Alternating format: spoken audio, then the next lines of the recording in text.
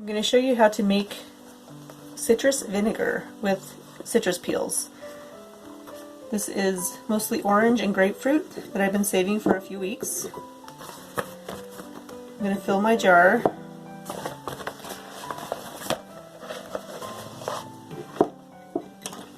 Don't want it too full because it needs to be completely covered in liquid.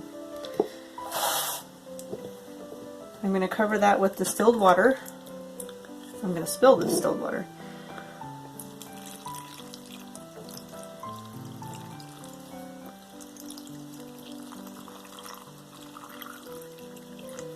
And I'm going to add, for this quart size, 1/8 cup of sugar.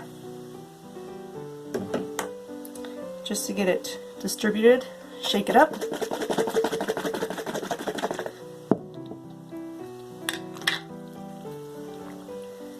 Then take a clean piece of fabric or a rag, cover it up, put a band on it, and then I use this chopstick to stir it every day for 30 days, and when we're done we should have orange or citrus vinegar.